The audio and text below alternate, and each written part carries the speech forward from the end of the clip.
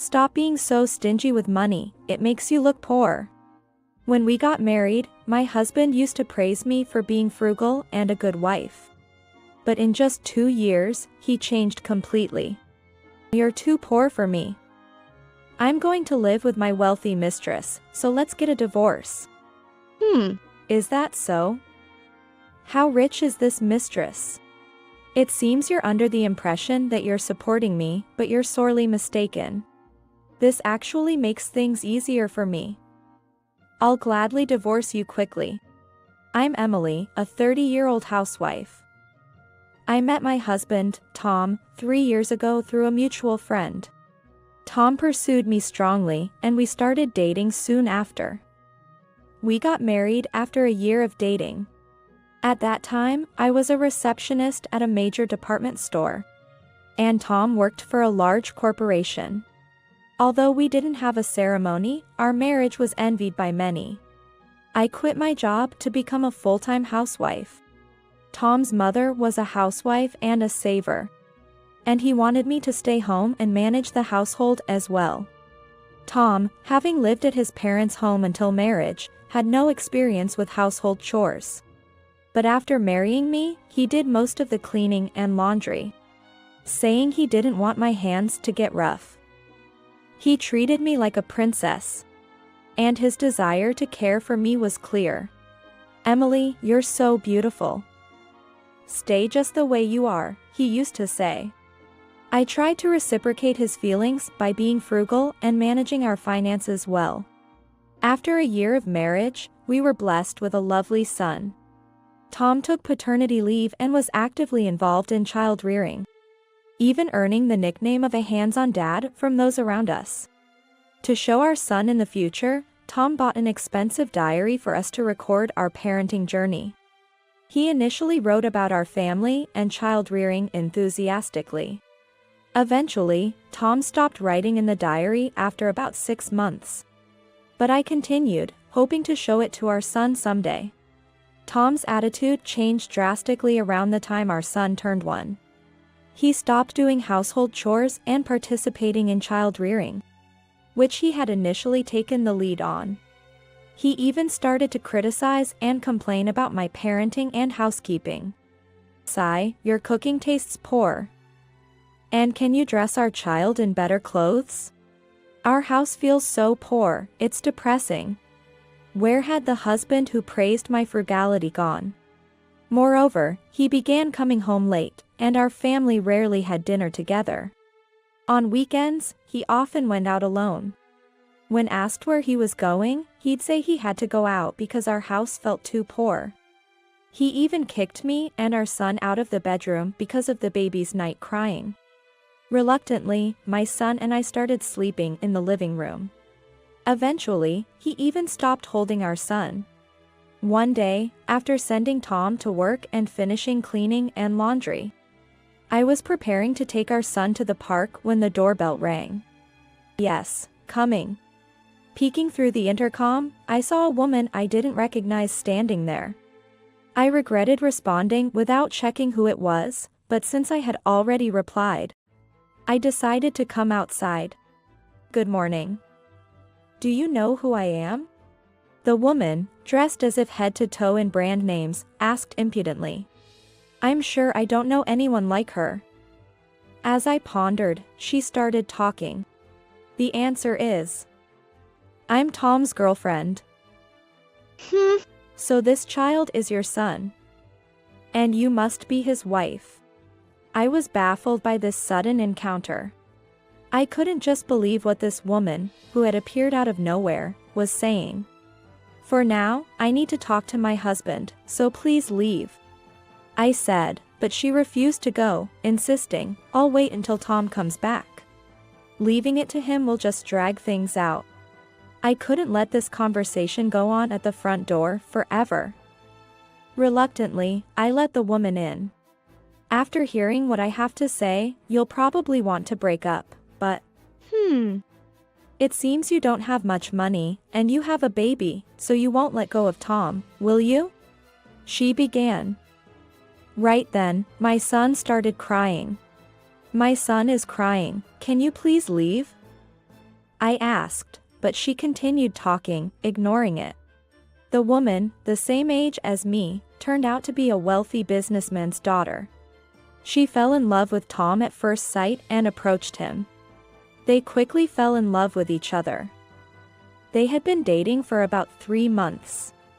I was stunned by the lack of manners shown by a modern-day wealthy daughter. Coming uninvited and continuing to talk despite the baby crying. "Do you know what Tom says about you?" She wouldn't stop talking. Before marriage, even though she earned little, she was a beautiful receptionist I could boast about. But now she's just a poor-smelling old lady with no income, someone I can't introduce to anyone. Her cooking tastes poor. She insists on home-caring our 1-year-old son until he's 3. But it's only because she's a non-earning housewife who can't afford daycare. She's just a parasite living off me, using our son as an excuse. Do you want to hear more? That's enough. It seems that Tom really is having an affair with this woman. Anyway, I will talk with my husband. I pushed the woman out of the door firmly. Hurry up and divorce him, okay? Oh, and you can keep the crybaby? She said as a parting shot before finally leaving. What was all that about? What a troublesome father, I muttered while soothing my son. Late at night, my husband Tom came home. I need to talk to you. What? I'm tired. If it's just complaints about child rearing, say it somewhere else. His response was as indifferent as always. However, as soon as I started with, "Today, a woman who claims to be your girlfriend visited our home," Tom's face turned pale in an instant, and he began to show signs of agitation. But he quickly became defiant, saying, "I'm the one earning the money here. I'm fine with a divorce, you know. A poor person like you can't survive without me. You're already overwhelmed with child rearing, let alone working and raising a child. Oh, even if you work, with your abilities, you won't be able to support a child. You're the one who will be in trouble. Basically, a brainless, looks-only woman like you should be grateful to be the wife of a high-educated, high-earning genius like me. Oh, you're just an old lady now, aren't you?" He started making one derogatory remark after another. Tom, my husband, who belittles me while conveniently ignoring his own infidelity. I was more shocked by his words than his affair. I regretted marrying and devoting myself to such a man. The only solace was the presence of my dear son. Since that day, Tom brazenly continued to contact his mistress and even went on trips with her. A mutual friend who introduced us tried to persuade him to stop the affair, but he wouldn't listen. Even our friend was astounded by Tom's obsession with his mistress. Eventually, he even stopped giving me the $1,000 monthly for living expenses. Amidst all this, I fell ill due to the exhaustion of child rearing and mental stress. The house was a mess, and my son was still very young. But Tom continued to spend his time with his mistress without any concern.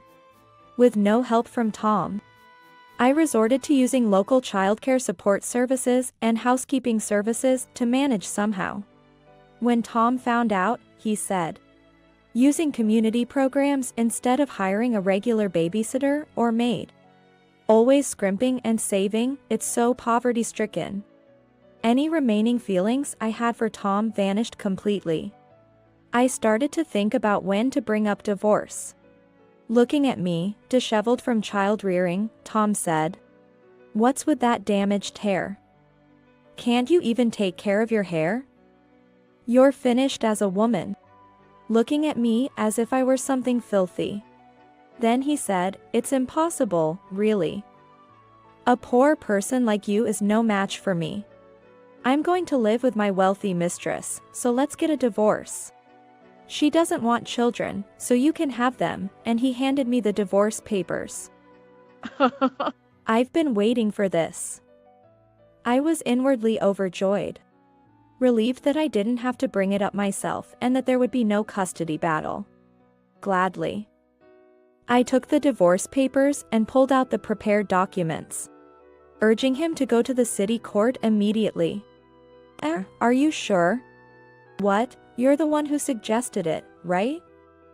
Come on, let's go quickly. Thinking I would be flustered, Tom was surprised to see me all prepared and ready. On the way back from the city court, Tom said, I think my parents will want to see the child. So let's have monthly visitations. I'm going to start a new family. So it doesn't really matter to me. Rather, the child is like a burden, isn't he? I'll give you the child support during visitation times. About $100 a month until he's 18 should be enough for a poor person's son. I'm being considerate even after the divorce. I'm really kind, aren't I? Tom mentioned an amount of child support that was significantly below the standard calculation. I was amazed at his ignorance and stinginess. It was unexpected that he would bring up child support, but rest assured, I'll be claiming property division as well. Looking forward to it. After returning home, I immediately began preparing to leave the house. While I was packing up our belongings with my son in my arms, Tom approached me. A jobless single mother like you won't be able to pay rent, right? Can you even rent a place? You have no relatives, and nowhere to go back to. I'm going to live in my mistress's mansion. I'll cancel the lease on this house by the end of the month. Out of pity for you, I'll send your stuff. I bet it's just some shabby apartment near a supermarket, but leave your new address. I silently placed a paper with the address on the desk and left the house. A few days later, Tom visited my house with the movers.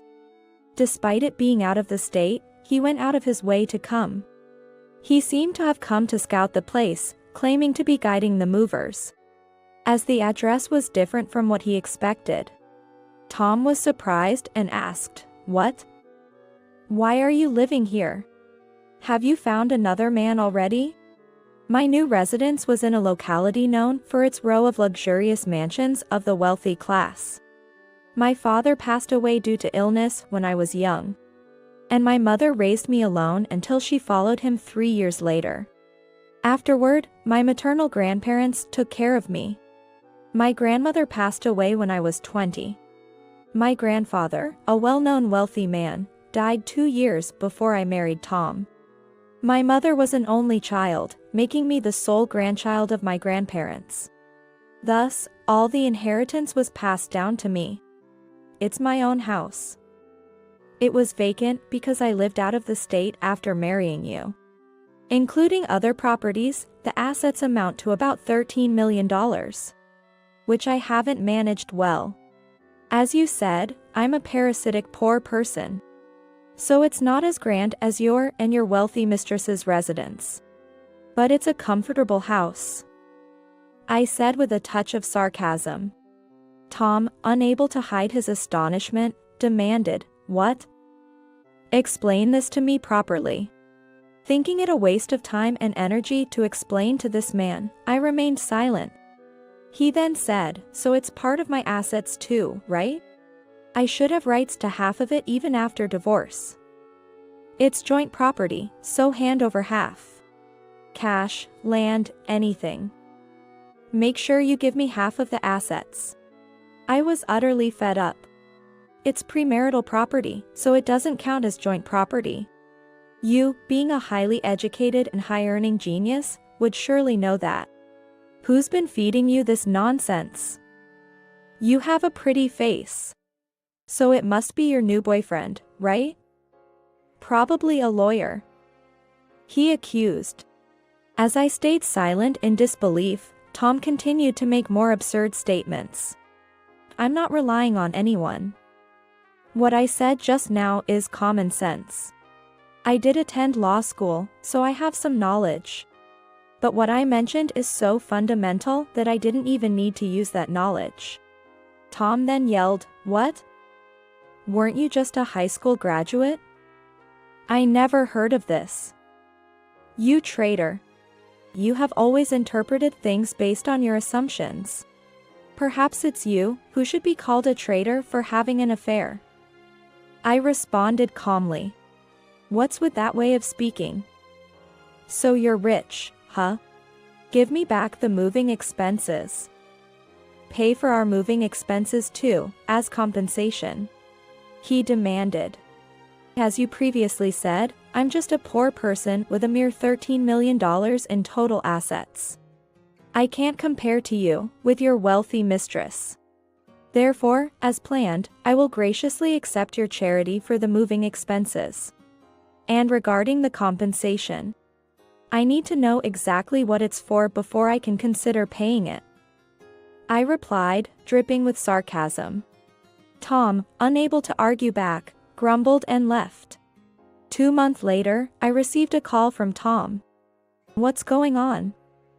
Why is the cancellation fee for the house 2 months' rent totaling $10,000? Why was the rent $5,000 a month? He sounded panicked. A standalone house in a high-end residential area. Didn't you ever wonder? It was my house. But 2 months before we decided to divorce, I transferred the rights to another owner and rented it under your name. You left the house matters to me and initiated the divorce, so it worked out well for me. It seemed Tom, who had always lived at his parents' home, didn't even understand how much living expenses or rent could be. So, I was living in your house and being supported by you. Even over the phone, his astonishment was evident. A few days later, Tom called again. Hey. What's this about $800 in child support and compensation? You're rich, you don't need it. He sounded frantic. In fact, during the divorce preparations, I had gathered recordings of Tom's verbal abuse and evidence of him not providing living expenses. The luxury diary Tom had prepared had inadvertently become a record of our child's growth and Tom's verbal abuse. It turned out to be crucial evidence and led to demand a hefty damage compensation for verbal abuse. I hadn't planned to request child support, but as I was unemployed despite having assets, I decided it was appropriate for Tom to contribute financially as a father. So, you were in cahoots with the lawyer after all, he accused. The lawyer I hired was a woman. His assumption was ridiculous. Tom's level of presumption was pitiable. It was laughable. And then, a shocking discovery came from the detective agency's investigation. I had asked. That president's daughter Tom was having an affair with turned out to be a marriage scammer. Her claim of being a wealthy heiress was a complete lie. Tom had been tricked into paying off all of her debts, thinking her father would repay him as a wedding gift. But after he paid, she cut off all contact. Tom was in a panic. Now penniless, Tom even had the audacity to ask, "Let me stay until I find another place." He even began making ridiculous demands. "You must have an apartment somewhere. Give me a room for free, out of the kindness of being ex-spouses." Tom continued barking like a weak dog. Knowing it was pointless to argue, I listened silently and then said, "I believe you have received the notice, but I have appointed a lawyer. Please do not contact me directly like this. If you wish to have visitations with your son, please apply for visitation mediation." I then ended the call. I blocked his phone number, email, and all other means of communication. The thought of not having to listen to Tom's nonsense and complaints was a relief. 3 years after the divorce, there has been no contact about visitations. Honestly, I'm relieved. I never want my son to meet his father or his father's family and relatives. I don't want him to be influenced by their presumptuous nature. I never want to see or let my son see my ex-husband again. I still hear about Tom through mutual friends. In the end, Tom lost all his assets, struggling to pay child support and compensation to me, and living uncomfortably in his parents' home. His presumptuous nature led to troubles at work, resulting in his dismissal. He now works day and night at a low-paying job. Despite his past criticisms of my appearance, his hair is always unkempt. And his shirts are always wrinkled. Meanwhile, I built a new house on a different piece of land. As Tom knew about the mansion, I live there with my son now. I sold the mansion and properly managed my other assets, earning a steady income from them. I cherish the precious time with my son who is growing up every day. And we spend our days happily together. Additionally, as my son started kindergarten, I re-enrolled in the Faculty of Law. I had given up in my youth. But now I am diligently studying to become a lawyer. The compensation from Tom is being used diligently for my tuition. Inspired by the cool female lawyer who helped me, I want to become a reliable woman and make my son proud to have me as his mother. Life is still full of possibilities ahead. I've erased my ex-husband from my memory. And I'm looking forward to enjoying various things in life with my lovely son.